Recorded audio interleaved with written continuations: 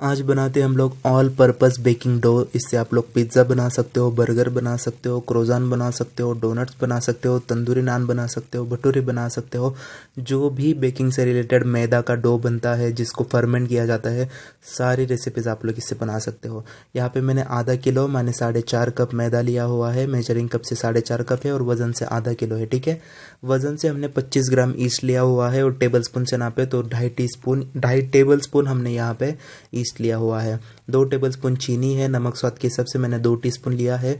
हमको नीम गर्म दूध लगेगा आटा गूंदने के लिए, ज़रूरत के हिसाब से बस उंगली डालो तो ऐसा फील हो कि ये दूध गर्म है, लेकिन चटका नहीं लगना चाहिए। और तेल या बटर 4 बड़े चम्मच हमको लगेगा, तो मैंने बटर लिया है। और दूध और बटर की जगह आप लोग बेसिकली पानी और तेल भी ले सकते हो, लेकिन थोड़ा सा और रिच और सॉफ्ट बनाने के लिए मैंने दूध का इस्तेमाल किया है। सबसे पहले एक बाउल में हम लोग ईस्ट और चीनी को डाल देते हैं और इसमें हम लोग नीम गर्म दूध डालेंगे। ध्यान रखिएगा, दूध अगर ठंडा होगा तो भी ईस्ट अराइज नहीं होगा और बहुत गर्म होगा तो ईस्ट मर जाएगा। और तीसरी बात, अगर आपका ईस्ट एक्सपायर होगा तो भी वो अराइज नहीं होगा। तो ये 3 ही रीजंस होते हैं जिससे आपका ईस्ट कभी भी राइज नहीं होता है। तो और बस दूध डाल के हमने इसको अच्छे से मिक्स कर लिया है 1-2 मिनट के लिए।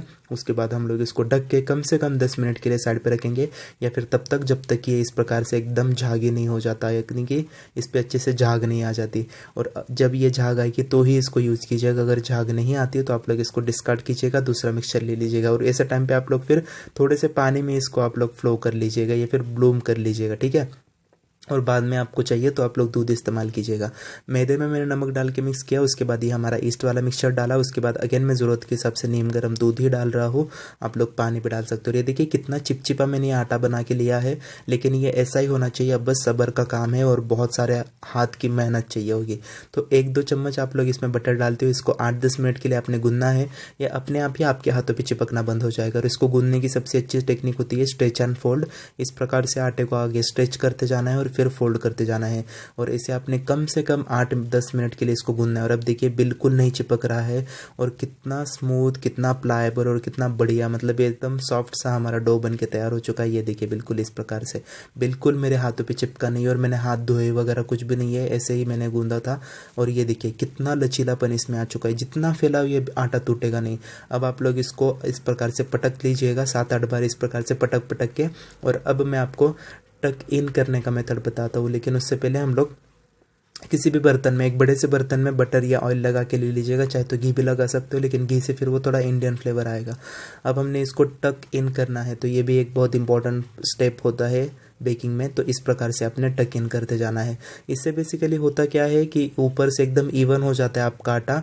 करना ज़रूरी नहीं है, लेकिन जस्ट अभी करना होता है तो परफेक्ट रेसिपी बता रहा हूँ, तो ये भी चीज़ मैंने बता दी। और बस हमारा ये आटा हमने इसके अंदर रख दिया। ऊपर से अगेन आधा 1 छोटा चम्मच हमने बटर लगा दिया और इसको भी हमने ढक के रख देना है जब तक ये फूल के डबल ट्रिपल नहीं हो जाता। अब आप देखिए कि कितना सा आटा है, और जब ये ब्लूम हो जाएगा, 1.5-2 घंटे में हो गया था अराउंड। ये देखिए पूरा इसने पेपर को तक टच कर लिया और बस एकदम परफेक्ट आता है। और बहुत खुशी मिलती है जब इस तरीके से आटा फूल जाता है एकदम। और वैसे भी बोला जाता है कि जो चीज़ें हम लोग फर्मेंट करके खाते हैं वो ज़्यादा हेल्दी होती है, लेकिन हमने इसमें मैदा डाला है तो ये कुछ हेल्दी वगैरह होने नहीं वाला है। और इसकी खुशबू इतनी बढ़िया आती है, मुझे तो ईस्ट की खुशबू बहुत पसंद है। और स्पेशली जब ये बेक होता है, वो बेकरी की खुशबू पूरे घर में फैल गई थी। अब मैंने ये आटे को निकाल लिया और 1 चम्मच बटर ले लिया हाथ पे। हम लोग इसको भी अच्छे से गूंद लेंगे 1-2 मिनट के लिए और हमारा आटा तैयार है।